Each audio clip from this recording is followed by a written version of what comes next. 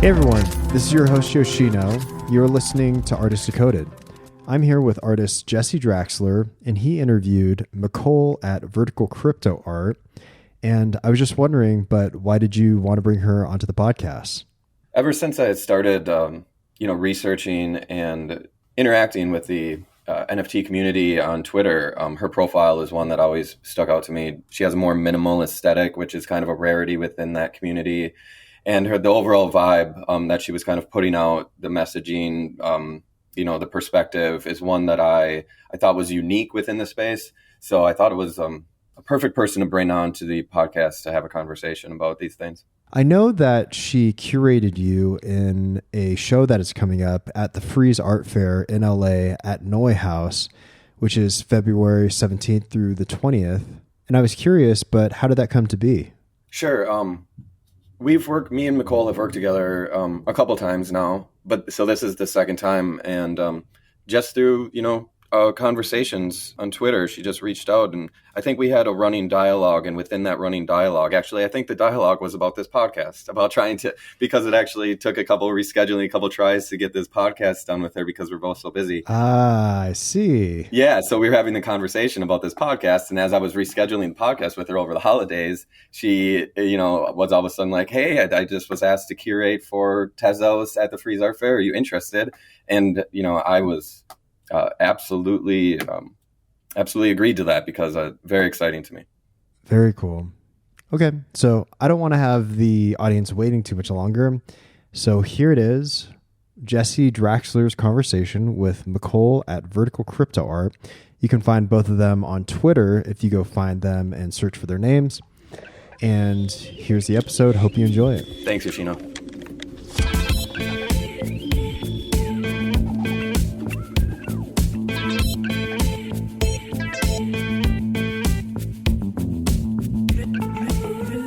Go right on.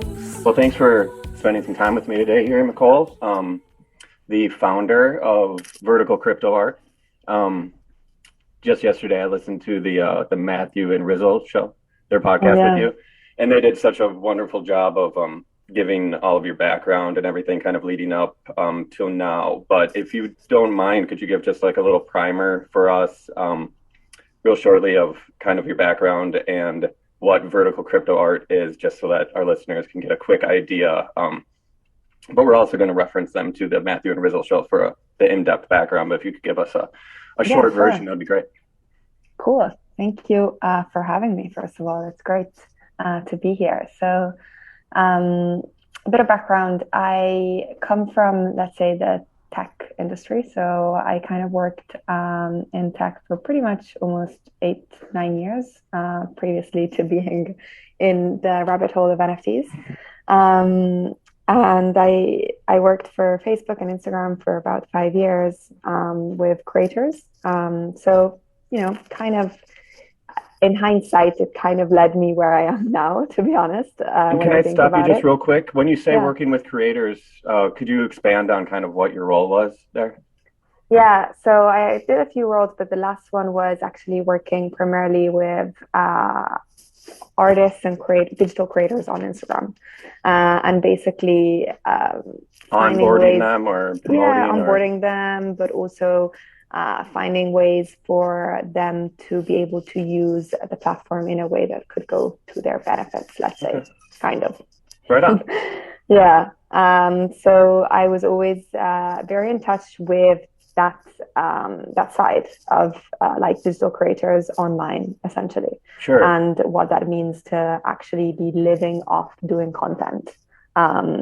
Which is interesting because I think it kind of is pretty similar to some of the things that we're seeing now, like artists living off making art and tokenizing work. So in lots of ways, initially when I started vertical crypto art, I thought the two were like completely opposites, but now actually it's, the two roads are not the same, but definitely very similar. And I see feel it for sure. Being, coming up with social media from kind of the beginning of social media as a visual creator up until now, I definitely see the path that bridges into NFTs and in that community. And so much of NFTs as well, and being an artist in the NFT space is strictly tied to social media as well. So obviously, totally. Like it plays a huge part. What is your I know that you have understanding of the actual like mechanics and kind of of some of this stuff, which I do not. I get very surface level kind of. I have a basic understanding of certain things, but you have the real understanding of it all. Where does that knowledge come from exactly? First of all, I don't.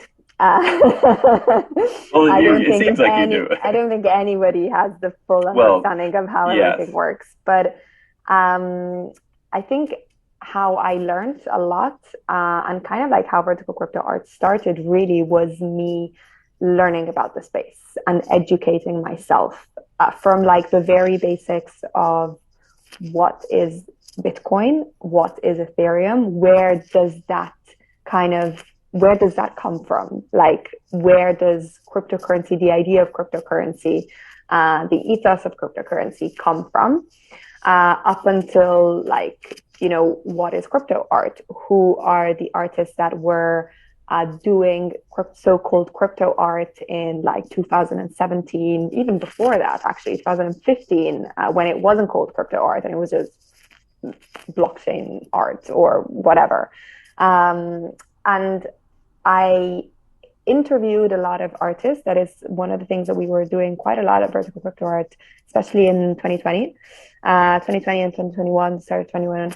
And I learned a lot through that, through talking to people, through kind of like making myself known as somebody who is learning and educating herself and letting other people instill like their knowledge and their experience in whatever they've been doing. And I kind of touched on all topics, whether it was like specific to art, but also actually specific to like smart contracts and the technology that goes behind the NFTs. So like we were doing a podcast with Nate Alex, who is one of the co-founders of NFT 42, which is one of the building blocks, a company that they launched Avastars, but like they've been around for like 2-3 years with Jimmy and like very early CryptoPunk holders, let's say.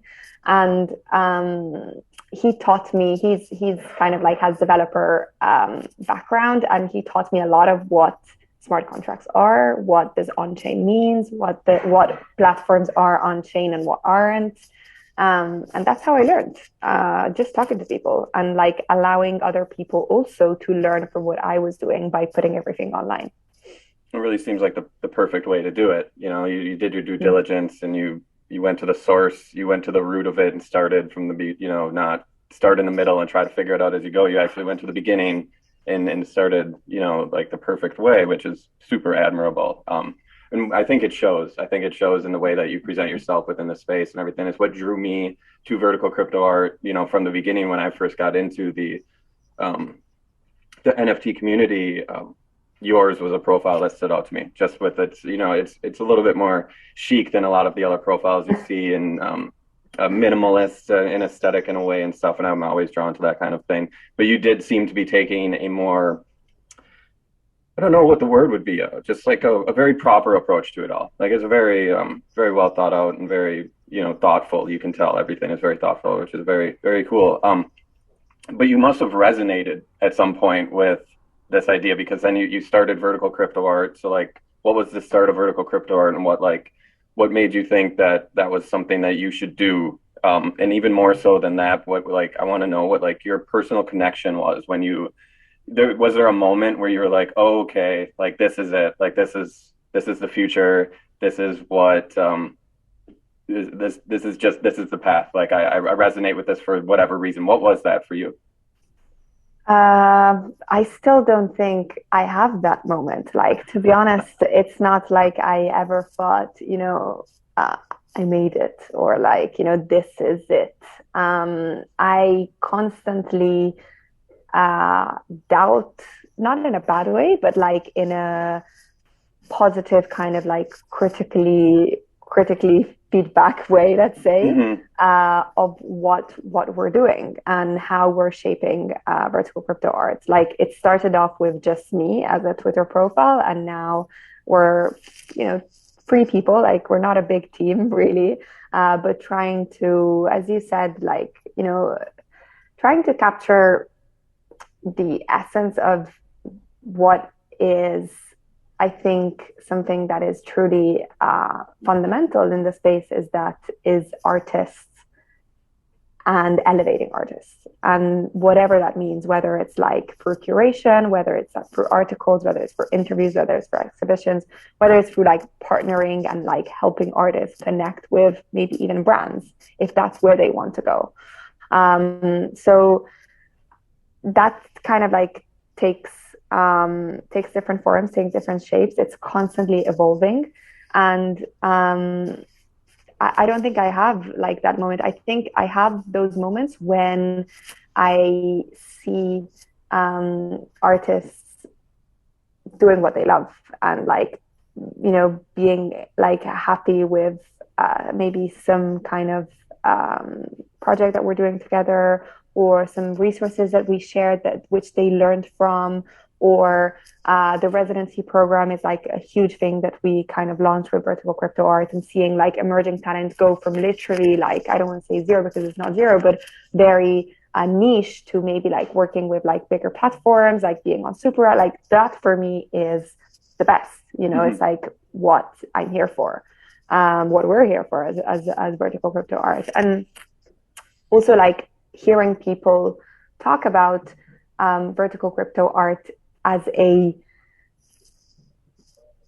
place of trust and having a really close relationship with artists, where I can call most of them my friends, to be honest. And I think that for me is the best. I'm not a business, I'm not a brand, I'm not a corporate. Like I'm first of all a person and a human, and I've built some friendships and some connections, which I think have allowed for Vertical Crypto Art to be seen in a certain way, and I value that a lot. It's a refreshing take. So going back to kind of the beginning of what you said, would you say that you have kind of a healthy skepticism of the NFT community in a way, or not skepticism, but like it doesn't sound like you're one of these we all gonna make it types. No, I'm definitely not. Yeah. And I'm cool. Very vocal about it as well. Okay. Like I don't think saying we are going to make it is a realistic view of anything really. Yeah, like I agree. It's just I never know what to make of it when I see it all over the place. It's like, that's nice. Like they're happy, I guess. I don't know really, but it's refreshing to hear you come in with like kind of a healthy skepticism towards it all, but underneath it all, it's about the artists, and that's the bottom line. So like, if you can help artists navigate this new weird territory, it sounds like that's what you're trying to do, which is very but also, cool. It's like a lot of things, like when you onboard into like something like this ecosystem, like it's not only about the actual transaction that takes place, like the selling, it's much more than that. First of all, like there's an underlying technology, which I think is fundamental for artists to be able to understand, to be able to be self-sovereign within this ecosystem. You need to understand the technology that lies behind it. Absolutely. What are the risks and what are the benefits of it? And there's both. And also like the fact that many people are kind of making a lot of money. There's definitely a new wealth creation and generation, which is absolutely amazing. And I think it's great. But there's also not, like there's a whole other part and portion of artists, creators, people, whoever, individuals that are also not like making a lot of money, and there's work to be done. Like there's not a golden mine, and I think actually people are now realizing it, because I think this is the moment where, whatever you want to call it, bear market, etc., you're like, oh, okay, it's not only like fresh roses and like rainbows, because it's not. And, I kind of saw that already a few times, this cycle of up and down and up and down. But I think now it's even more relevant because there's so many people. And maybe it's the first time for many people to see this cycle and be like, oh, wow, then it's not all up. It's not, up only kind of thing. No, it's not. Yeah, nothing can be. There's nothing sustainable. Exactly. So like, I see this period, not to get off topic, but as somewhat healthy, right? So you brought up the residency, and I know that's something new that you just recently kind of launched. I at least know that you made a new Twitter profile for it. Yeah. But could you tell us a little bit more about the residency? Because I'm sure that most of the listeners to Artist Decoded already know what an artist residency is in the traditional sense, but normally that involves traveling to another location, staying in somebody else's place, creating a body of work and showing it afterwards. What does residency in this instance mean? Yes, so the residency is not really new. We kind of launched the first program in July of last year.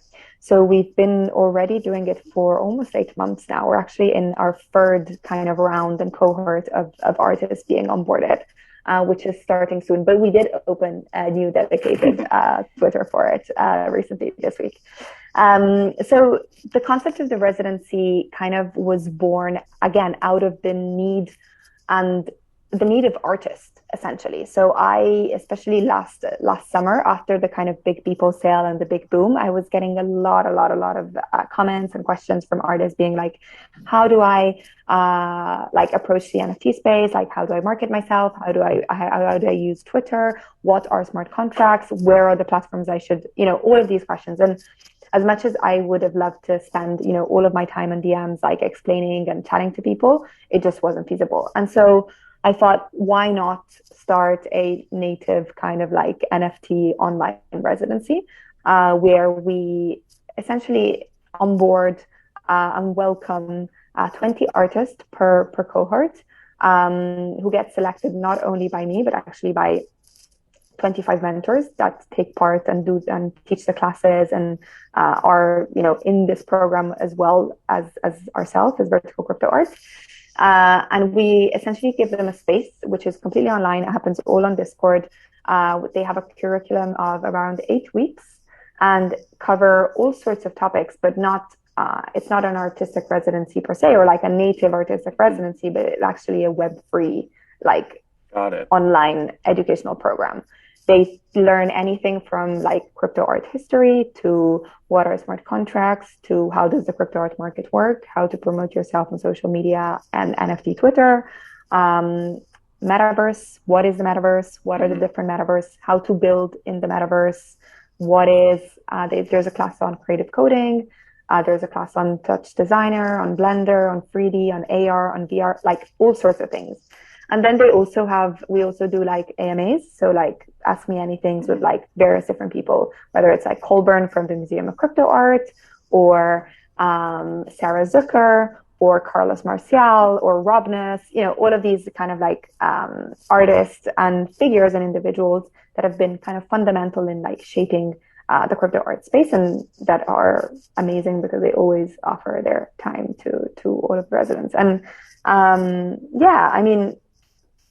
the residents have, access. All of the classes are available to anyone, by the way. Like we put them all on YouTube and on our dedicated website. So anyone can go and listen to like 60 hours of classes plus. Awesome. I was going to ask where would be, because you brought it up earlier too, the importance of knowing about smart contracts. And it is, and it's so fascinating too. And it's overlooked so much in like the whole NFT debate and like the whole, hate wave towards NFTs. People don't understand even what a smart contract is. And once they do, I think people's ideas will change about that. But also shout out to Colborn and Sarah, because both of them have been guests on Artist Decoded. Nice. Yeah, me and Yoshino interviewed Colborn together, and then Yoshino interviewed Sarah, and they're both great. The Sarah interview with Yoshino is really great too. So anyways, I was going to ask you, like I said, where is a good place for somebody to read up on smart contracts and learn? But you already mentioned straight to the source. No, I think for sure, definitely like check out the classes because there's quite a lot in there, and I think it's really useful information. I think some of the, actually like going back to a bit like the topic about education, like it it kind of like education gets surpassed really quickly because people are focused on making money and the selling part, like the hype. But actually, like if you go, once you stop and you kind of like understand what you're doing, you realize that you have to go back to the source. You have to go and educate yourself. And it happens to, I think, anyone and everyone, whether it's you learn it the hard way, maybe you get hacked, whether it's because that happens as well. And that's also how we teach actually the artists, like we give them all hardware wallets and blah, blah, blah. And or whether it's even like I think even from like a creative practice. Like I remember one of the artists that we had in the first cohort of our residency, who was a painter, traditional painter. And we had artm on because artm always does the first class of all of the cohorts. And he basically teaches, his crypto art history class and where does it come from and how it started, etc. And he told the artist, like, make sure that what you're doing in the NFT space and digitally makes sense. Like that your practice translates to the digital, that you're not just uploading a JPEG and, taking a picture of a painting and uploading it. And I remember, I'm not going to name him because maybe he doesn't want to, but we've chatted about this a lot. And I remember it really stuck with him because he asked a follow-up question about that. And since that moment, like he's gone into a whole journey, a creative journey of himself, of really changing completely and learning new things about his practice, whether it's like 3D, whether it's painting in VR, whether it's actually doing a bit of like coding as well. And honestly, like the work he was doing 8 months ago and the work he's doing now is both amazing, but just the process is incredible to look at. And I think that's interesting as well when we talk about like NFT art or art NFTs. I think I like to call it more or digital art. It's like, how can you as an artist, as a creator, translate into this medium in a way that makes sense? Absolutely. I agree with you 100%. Like the technology or like, it needs to be integrated into what you're doing, not just like a facade or something, you know what I mean? Like not just, but to take that even just a little bit further, I like that you focus on, at least from my perspective, what I've been able to tell you, focus on artists who use the blockchain actually as an artistic medium, not like the smart contract as the canvas, not the thing that they put the canvas on or use whatever. Do you know what I mean? Yeah. So that really fascinates me. And I think a lot of the people who kind of talk down on NFTs are totally unfamiliar with that kind of work because that but understanding like the fine art world background, like, and then I read about Kevin Abosch and like what he's done with smart contracts and coding art. And I'm like, this is like just as high-minded conceptual artwork as anything else. Like this, if NFTs didn't ever take off, I would imagine that Kevin Abosch stuff or POC work could still be in the MoMA someday. Even if NFTs weren't a thing, it was just like they used cryptographic blah blah blah to make this artwork. Isn't that fascinating? Blah blah. Yeah. So maybe you can like touch on that just a little bit. I don't even know how you would, but like this idea of artists using the smart contract as their actual medium and messing with that is fascinating. Yeah. So, I mean, you're just kind of like touching on one thing that I'm super passionate about. And I think it's extremely interesting because it actually goes back to very early, even before Ethereum. Like it goes back to 2015. Like if we think about one of the first, I'm not going to say the first because there's always somebody first, but one of the first artists that actually did experimentation, like art on the blockchain, is Sarah Mahoyas with Bitcoin. And yeah. what she did is that she released the first kind of like tokenization of art on the blockchain. At that point, Ethereum didn't even exist. She actually just now this year merged it into Ethereum. And basically, like Bitcoin is her own. It was like a conceptual piece on the properties of Bitcoin, like kind of like a performance art of sorts. And to use that, I think like to use the blockchain as the canvas is so interesting because you can do so many things with it and so many dynamics that you can build onto the smart contract that I don't know, it's like performance mixed with conceptual art, mixed with technology, mixed with coding, like it's many different things. And mixed with like, you know, almost like literature as well, because essentially you're writing the code as well. Yeah. So you're communicating that into the smart contract, which then will communicate it to the collectors or whoever. So it's I don't know, it's mesmerizing. Like there's so many examples. Kevin Abosh, you mentioned this, like Mitchell Chan, Simon Denny, many. Like there's Rhea Myers, of course. Like she did her whole piece was this smart contract is art, essentially like embodying how the smart contract is art. And did you display that at Paris, NFT Paris? No, that was the difference. Yeah, we displayed Callan, who actually also does really interesting things with crypto literature, on-chain crypto literature, completely on-chain. So again, I think crypto literature is a really interesting evolvement of the medium of NFTs and blockchain that I think we'll be seeing a lot more this year. But I think like there's many different ways in which artists can also like engage with their collectors and their community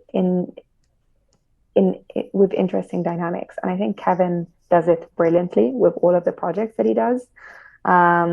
He almost, I wouldn't say he invented the airdrops, but he definitely was there very early with the airdrops, with all of the projects that he did.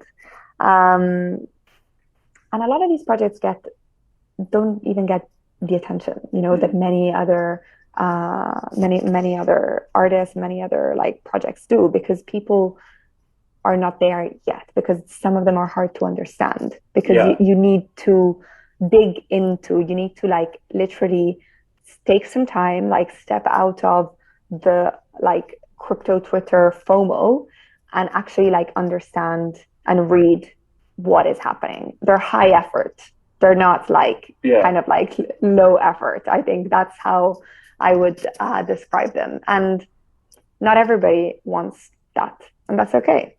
Well, there's the same proxy in, you know, the fine art world as well, like the traditional fine art world, where there's certain work where it's just beyond, you know, so conceptually heady that, you know, 90% of people are never going to take the time to understand why that's a thing that people find important, you know, but it is. And I think the way that Kevin and Bosch and those guys do that in the smart contract work is it's highly underrepresented, but to the public is what I mean. Like I think that the general public needs to find this work to really understand even a little bit more. And it's hard because you have to also, you know, to understand that you have to have quite a not deep, but at least a general understanding of how the blockchain works and how smart contracts work. Which is you know, but this kind of stuff, it reminds me of, and maybe this is super simplistic, but like, are you familiar with the artist Sol LeWitt? Sol LeWitt, he would just make like a plan for how to draw his artwork in a gallery or a museum, and then the museum would hire, you know, 20 interns from art college to come in, and they would put the dots on the wall and they would follow this map that this other guy came up with, but he actually never made. You know, he just made the instructions. Here's how to do it. And then he gives the instructions, and then other people do it. And I mean, that's highly conceptual, but it also reminds me kind of like, in a way, these coders are just coding their team, and then the team goes and does it. You know, it's like they're not directly making the work, but either was, you know, Sol LeWitt wasn't directly making the work, but he's credited as this great fine artist. So I see a correlation there. Yeah. And so just to bring this now very present, you've been working with Tezos, which is a cryptocurrency, a blockchain. You worked with them for Art Basel, I know last. Was that the first time that you officially worked in official capacity with Tezos? Not really. So let's say that let's say the official capacity, yes, but we kind of like we collaborated with Tezos in different ways. I think one thing, how we connected really, and actually they were the first partner of the residency program when we launched in July, the Tezos Foundation. So we started the collaboration with them there. But really, we also had ongoing, let's say, conversations because myself kind of was, let's say, very early into like Hic Et Nunc when it started, pretty much end of March, with Mario Klingerman, of course, who actually introduced me to like Hic Et Nunc. And I asked him all of the instructions of how to get my wallet and everything, and it was a brilliant time. But I think for me, it was interesting that moment because it was almost at the peak of the bubble, the first bubble, the Beeple bubble, let's say. And I found a really calm space within Hic Et Nunc and the Tezos community. And I just, first of all, started collecting art, which I hadn't had the chance to do before because I primarily couldn't afford much of the ETH pieces. But actually, I also like discovered a portion of the art world that I think has never and still has never seen Ethereum, and is like primarily on Tezos. And I loved it. And so we started doing curatorial videos of like Hic Et Nunc objects and, artworks that I was like finding. We started doing weekly live streams with the founder, Raphael, and like a few other kind of like people that were helping him.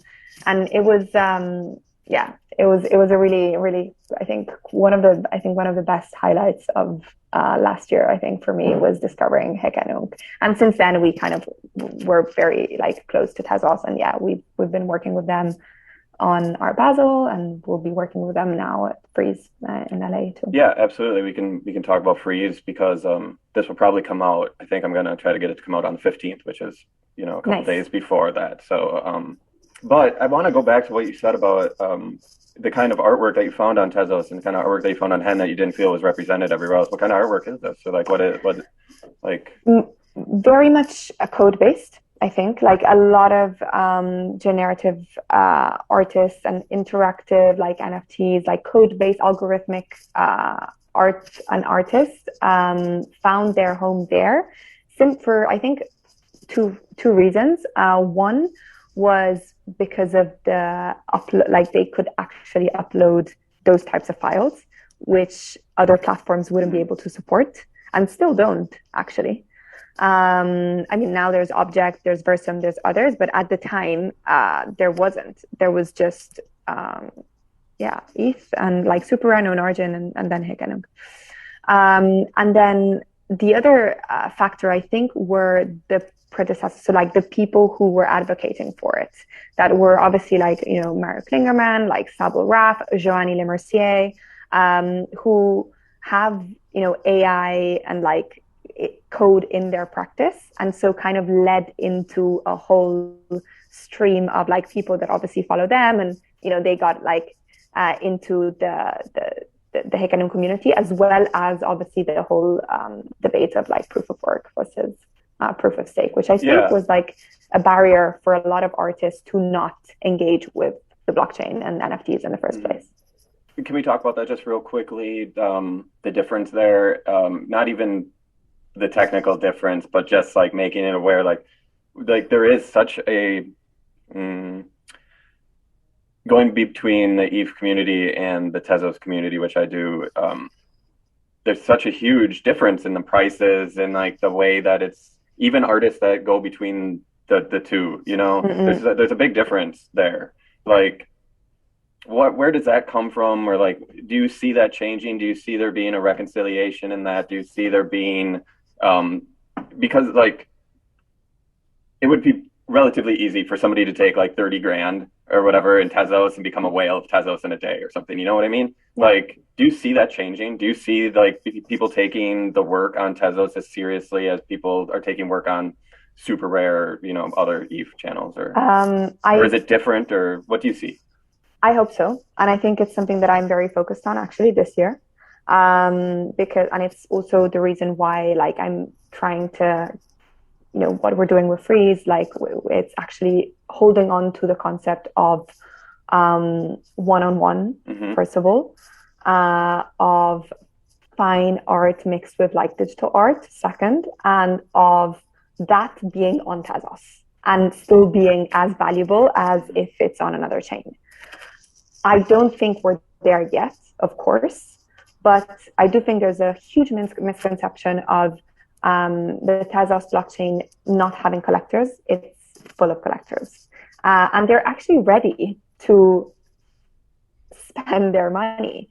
But it's almost like a inherent like factor that now, like I saw a post actually the other day that like a few people were saying like, artists, like, put your prices up, even if it's on Tezos. Like, you can afford to put your prices up, and I think it will change.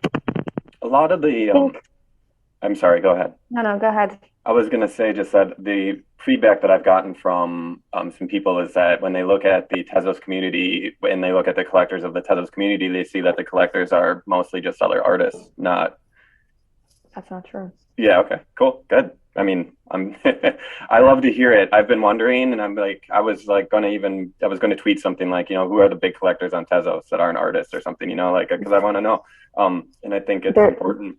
There's quite a few. And a lot of actually ETH-based collectors moved onto Tezos, and I know that they highly enjoy collecting on Tezos more than they do on Ethereum. Fun. I'm a big collector on Tezos. I love you. I mean, you told me to check out Versum, and I'm just going nuts on Versum. I'm trying to see every piece every day of multiple times. I'm scrolling until I get to stuff I've seen before, and I'm seeing it all. I'm seeing everything. It's a lot of fun. Versum is so good. And actually the story behind Versum is that they were part of like the coders and the developers that also helped Hic Et Nunc at the start. Oh, cool. So Vector and Andre, who are the two founders of Versum, have been first of all working on Versum for I think like 8 months, or I don't know, like quite a long time, and they really made it. I think they really made it great. Like, aesthetically, it's just, I mean, I know we have like very similar like aesthetics, but it's like, it's awesome. It's really awesome. Good. I talked a lot about this, or we talked a lot about this, me and Sky Golpe in the podcast I did with him about our love for classic Tumblr era. And I mean, I thought that when I saw Hen, but now on Versum, now using Versum as much as I've been using Versum, I'm flashbacks to early Tumblr days. Like, I'm getting the same vibes, making my own boards and stuff. And it's so much fun. Not to get off on a tangent about how dope Versum is, but it is. Yeah, and also, it kind of like actually ties back to something that I think is missing, and I think Versum is in some way leading on to, and will keep developing, is the UI and like the user experience within a lot of these platforms. And I think that's a huge block and a huge barrier to entry for traditional collectors, for museums, for galleries, like for kind of like the more contemporary fine art people, because obviously like I love Super, and I love like all the platforms, but to be fair, it's really hard if you are not native, even if you are, to kind of like search and understand what's happening, first of all. Oh yeah, very. And I think that's something that has to change, like at some point. And the reason I remember, like especially late last year, like people were saying, why are we not seeing like traditional art collectors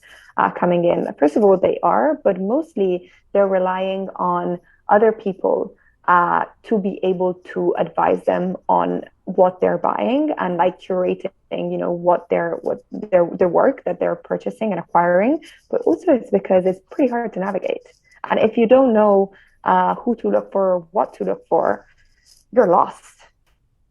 That's a lot of what you're doing, it seems like, too, is kind of bridging the exactly what you just said. And then that actually leads directly into, because I know you need to get going, but I want to cover this.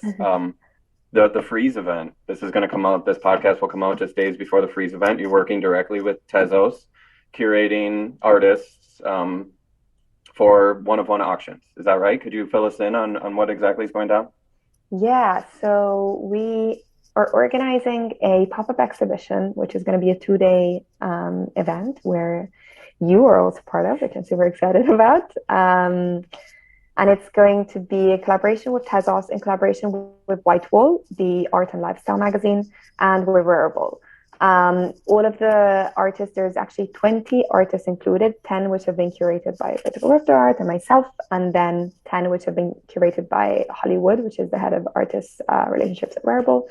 All of the work will be minted on Tezos. Though the artists included are all minting one-on-ones. Quite a few of them, it's their first Genesis piece on Tezos, which is, I think, amazing. And also a perfect opportunity, speaking to you, but also like to a few of the others, like Lucas Aguirre, Marjan Mogadan. Luna, right? Is it her first? Yeah. Yes.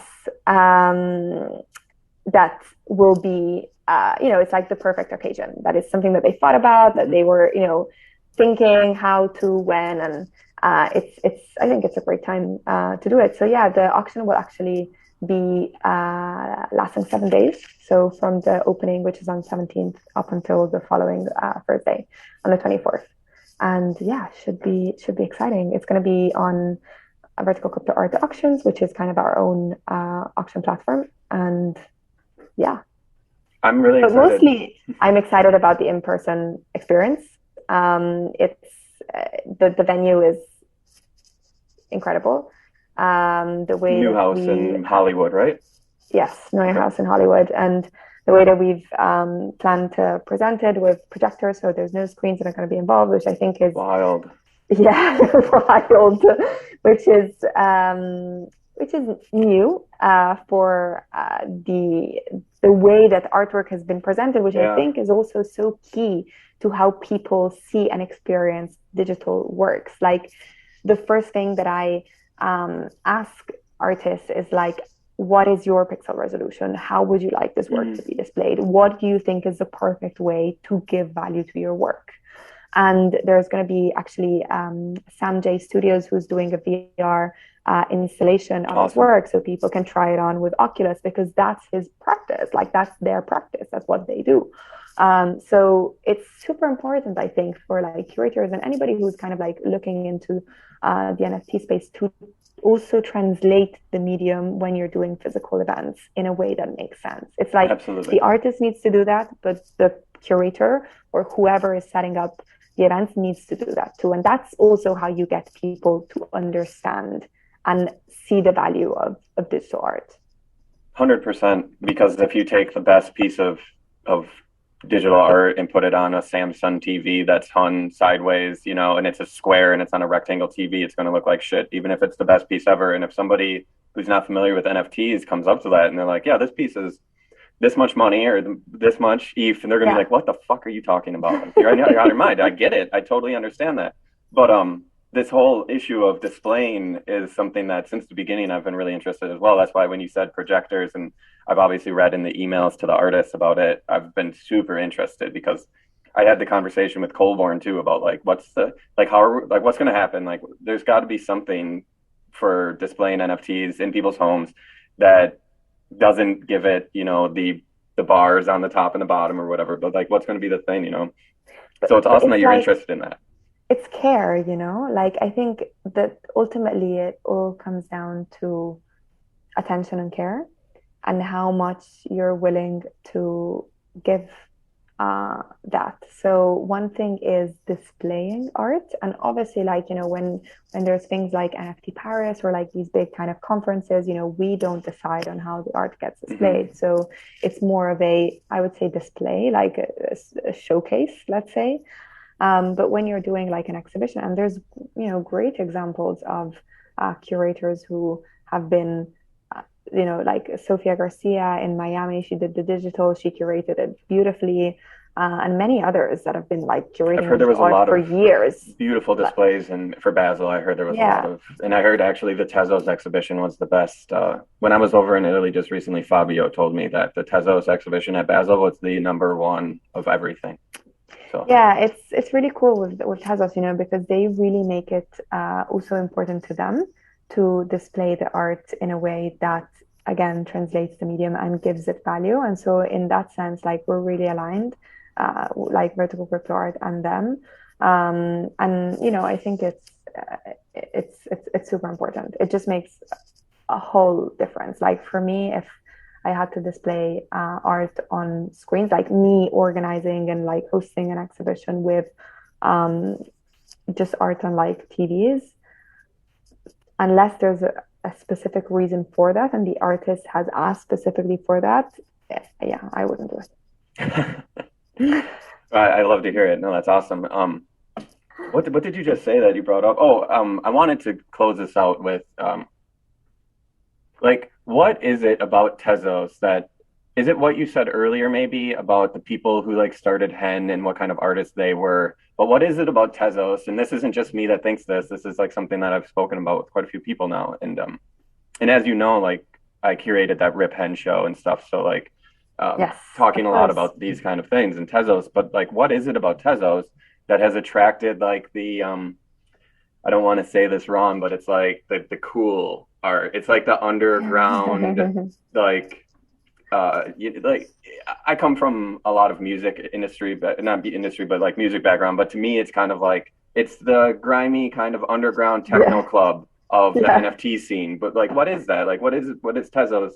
There's no, it has a whole different vibe. It has like Tezos to me is the cyberpunk future that I wanted, like when it's not Foundation necessarily, nothing against Foundation, but when I see Foundation, I don't see Hackers movie that I watched in the 90s, but when I look at Versum and Hen, I'm like, here it is, this is it. Like is that what it is? Even just the framing, but do you know what I mean even? Yeah, 100%. There was a meme going around last year saying that Tezos is like the Berghain of the NFT space. That's exactly it's so funny. I 100% agree. But I don't know why. I think like it's a couple of things. Like I think again, it's like the platform, the way that the platform was created, and I think, to be honest, kudos to Rafael Lima and what he did, because I think he instilled that into it. Like the fact that the UI was so basic yet so cool, and very like underground in a way. The fact that it was off-putting. Like if you don't know anything about what you just landed on, you would get to that page and be like, "What? Like, is this an alien language?" I've gone back to the 90s. Yeah, exactly. But also, like he started the whole idea of like object, right? Like the name object instead of NFT, which I think is like also super key into. Very cool. Yeah, it's very cool and very key into the whole like movement or like dynamics that then got created, and the fact that all artists were anonymous. I think like all of the wallets were anonymous for like the first month or month and a half, so you had no idea who really just leaned into this literally. So I remember I collected I think like 4 pieces of Manolo Gamboa, which is like a really amazing generative artist who on ETH like sells for 30-40 ETH. And I had no idea he was that artist when I collected. And then when the Twitter authentication started, then all of the names kind of like started showing up. But I think that initially created a movement of like, who cares who you are? I'm just here to be like, I'm led by what I'm attracted to. I'm led by what speaks to me, what moves me. And I think that continued across, like even for the people who joined after, it kind of felt the same in a way, and it's been passed along. And I think it's also been how maybe like other platforms and Tezos have then started like building as well. through this mechanic because they saw that artists loved it and they really found the passion in it. It kind of just attracted those people. Like exactly. all the people who built on it is really what did it. It wasn't like the mission statement of Tezos at the beginning. It was like, let's get the coolest underground, you know. But I do want to bring that up because it does seem like they now play into it. It does seem like they now are very open to this. So yeah, like, yes, we are like the very cool underground artists. It's true. You know. Yeah. So which is awesome. Like it seems like they're actually in it for the artists and for the culture. Like Tezos really seems like the culture chain where culture and like those kind of subcultures can be born and flourish and exchanged, and those kind of things can start in the underground that bubble up to the surface. Definitely, yeah. What is it about them that like is it just, or not what is it about them, but I guess I should ask more directly, like, is the team like in that same mind frame now? The ones that you work with in Tezos? So it's funny because, like, if you think about it, Tezos is a piece of like infrastructure, you know, like it's a blockchain. Yeah. So like, I don't think they expected this at all. But I think first of all, like, it's a super decentralized team. Like literally, I'm not saying this as a buzzword, like there's many like there's not Tezos is not a company per se. Mm-hmm. Like there's many different entities that work across the Tezos ecosystem. And I think the people who kind of like work in the events side and, you know, all of the kind of like the marketing and I really got passionate about the art as well. Yeah. And it kind of shows. And I think it happened very organically. But again, like it's also, you know, they lean onto different entities and like individuals such as Vertical Crypto Art, such as like Diane with like Alter Hen, who also is doing like other things, like who also speak this language. And so of course, you know, it kind of shows. But then again, they also have like brand partnerships and other things. So I think it's like, it's more of a relevant to the arts and culture side, that they are that way. But I don't know. I think it's super random and organic. Like it's not better that way, in my opinion. You know? Like it's better. Like it just happened that way. It doesn't mean it won't change. You know, like obviously. That's of course to be kept. Yeah. Well, I have big hopes for Tezos, and I really appreciate you spending some time with me and us, filling us in about everything that you're up to, and giving us this in-depth Tezos talk, which is really what I want to get into. And so, just before we get off, let's can you go over the dates of everything going on for Frieze Art Fair Tezos times Vertical Crypto Art? Yes, for sure. So. The exhibition opens on the 17th of February, which is Thursday. It's going to be at Noya House in West Hollywood. There's going to be an opening reception and then the panel as well, starting at 5 p.m. and leading on to like a cocktail and then a party afterwards. And the pop-up exhibition is open the whole day on Friday as well, the 18th of Feb, for anybody to come in, have a wander around, look at the art, collect the art. And yeah. The auction will then start from the 17th of Feb up until the 24th of Feb, so 7 days. And the auction will take place on Vertical Crypto Art. Yeah, Vertical Crypto Art. So it's auction.verticalcrypto.art. Auction.verticalcryptoart.com. Auction.verticalcrypto.art. There you go. We'll just leave it at that with that. And just to be clear, the auction takes place online. You don't need to be present in Los Angeles or anything like that. But exactly. If you are in Los Angeles, definitely come out on the 17th. I will be part of that panel discussion. Starts at 5 p.m. It's going to be really great. And then, as you said, it runs all the next day as well on the 18th. Will it run beyond that as well, or? It closes on the 18th. Okay. So the actual exhibition is just 2 days. But we are setting up a metaverse exhibition. So the artwork will be set and be able to be seen in the metaverse in Ethereum spaces until the end of the auction. So we'll make sure to retweet that and everything like that. And we will have all of these dates and locations and stuff in the show notes for this episode. So thank you so much, Micol. I know that you're so busy right now organizing all of this. And like you said, it's taken over your life, but I appreciate you and I appreciate the time you're putting into this. And I appreciate you having me part of it. And this has been a wonderful conversation. I look forward to hanging out in person soon. Thanks a lot.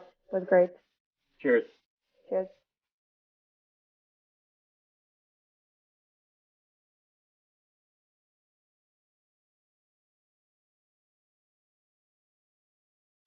Music for the podcast is by Rarebit, aka Justin Dosher Hopkins. YouTube and creative support is by Tyler Scully. Thanks so much for tuning in. See you next time.